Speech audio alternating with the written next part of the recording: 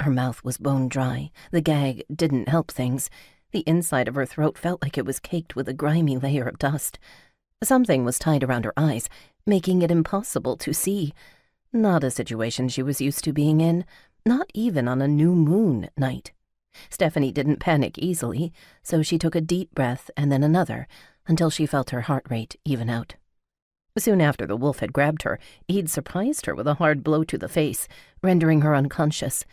Her species may not be perfect, but a male would never think of hitting a female. Not ever. At least her lip no longer bled, even though it still stung. The throb in her skull had also dulled to a light ache. Thank blood for her advanced healing properties.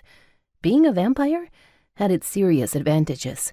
Unfortunately, it also had one or two disadvantages. Stephanie fought against the rope that bit into her wrists. It bound her tightly to the back of the beast.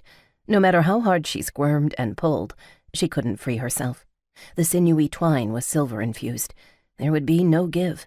It would be better if she saved her energy for when she really needed it. The alpha would be waiting.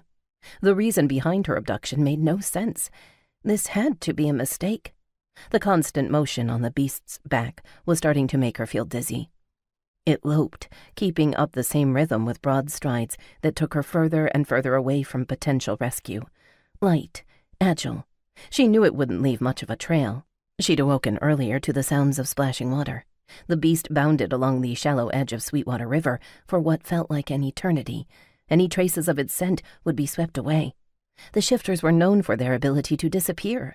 Only this time, she would disappear right along with them. Again, she took in deep breaths through her nose, its musky scent still strong in her nostrils. It didn't help that her face was buried into its surprisingly soft fur. Just when she thought she might vomit, not such a great idea with a gag in her mouth, it slowed to a brisk walk. Turning first in tight circles, it tensed beneath her and then released a deafening howl. Silence. It howled again. The ache behind her temples increased. This time, there was an answering howl in the distance, and the beast immediately bounded forward. Within minutes, Stephanie could hear movement coming towards them. On set of soft, padded footfalls, distinctly on 4 legs and definitely panting. After another minute of all-out sprinting, they slid to a halt. Stephanie was breathing hard. The sound of movement grew steadily closer, until what was no doubt another wolf yipped in welcome. The other beast moved nearer, making mewling noises. The sounds turned to a menacing growl as she felt it sniff at her back and neck. She cringed as its hot breath fanned against her. The scent of musk grew stronger. Another low growl had her skin crawling and her breath hitching.